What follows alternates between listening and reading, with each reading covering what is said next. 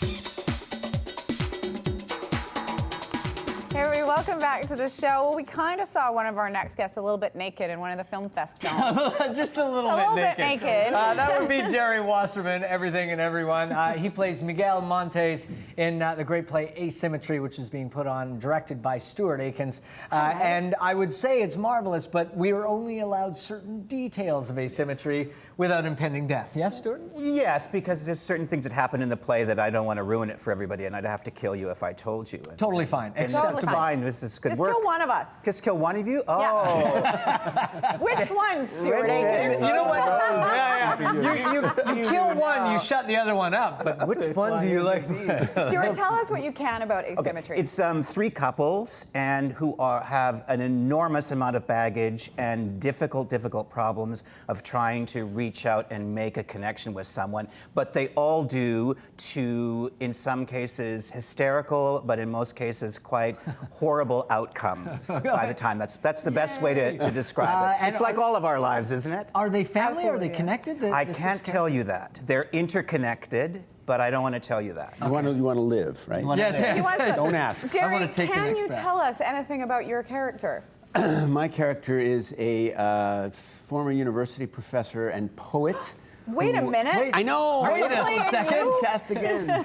I never get cast as university professor. I cast as cops and lawyers. Bad guys. And who reunites with a former student/lover of his after 23 years, partly because he is dying of cancer and desperately wants to make this connection before it's too late.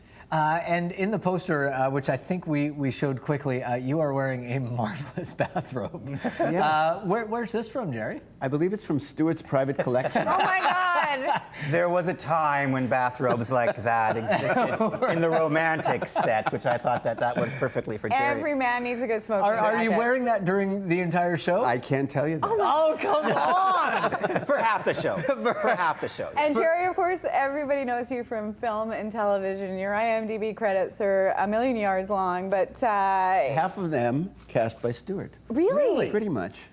And a lot of it shot here in Vancouver. Of course, why theater for you? I mean, you've been doing theater since the beginning. Yeah. But why continue to do theater when you do so much film and television? Well, I've always contended that real actors do theater. Even real TV and film actors have to go back and touch base with where pretty much everyone starts, with a live audience, with material that's immediate, that tends to have more depth than TV and film, where you can explore a character, where you get 3 weeks of rehearsal if you're lucky, or even 2 weeks of rehearsal rather than 15 minutes of rehearsal like you often do on TV. And so, you know, I used to say that I thought there should be different words for film and TV acting because they're such different beasts. They're different beasts. One is more, to my mind, about art, that would be theater, and the other is more about craft. It's a very rough generalization, but I think and that's the what way it about you, goes. Stuart? I mean, because you direct film, you direct all kinds of projects. You do casting, of course, as well. So why the trip back to theater, and why is that incorporated into your life? Well, it's really the way I was trained. So when I was trained as a director in the theater, and then I went to work in television, and I just stayed in television. But basically for 35 years I've been doing that, and I've been directing actors in the room. And so when this collective, this co-op came to me and said, "Would you direct this show for us?" I said, sure, it would be great, fun, let's do it. And then I brought Jerry in, but Jerry always says he doesn't actually know why I brought him into this thing. And why did you bring him in? The story really is. Jerry came into a casting session for me, and I said, so how's it going? And he said, well, I'm doing this little part in this show at the Arts Club, and it's really lots of fun. You know, it's not a big part and everything, but I was just so jazzed about being able to do something like that, you know, and it's lots of fun, and I that stuck in my mind. So when I had to cast this part, which is the only part that wasn't cast, I thought, Jerry would be perfect. This is a big part. It's a leading part. It's all 6 of the characters are leading parts, and it's also going to challenge him. And I thought that'll it'll be joyous for him. It'll give him a chance to do something that maybe he wouldn't have had a chance to do again. Now let's turn the tables on Jerry. Yeah, that is nice. It was all about Jerry, that. How is Stuart Aikins as a director? Stuart has a reputation to uphold in the community. He's a bit of an ogre, people feel, in the room. He tends to be, a little tough on He you. smiles beside her. You He's love like, it. I am. He loves He's it. Mr. Nice Guy in real life, but in the room, he's a little intimidating. And you're talking about the casting room. Talking about the casting room, yeah. But he, more than any of the other casting directors in town, he tends to direct in the room. He gets in there, he often, kind of moves you around, he very often reads with you, which the other casting directors don't do.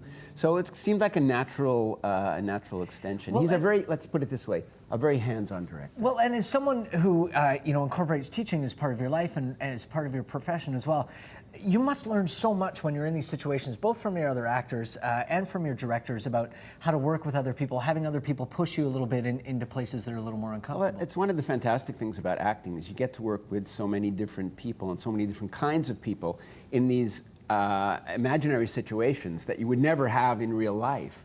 So you get to test things out. It's kind of a safe place to test out, kind of theories of living that you can then apply or not apply to your real life.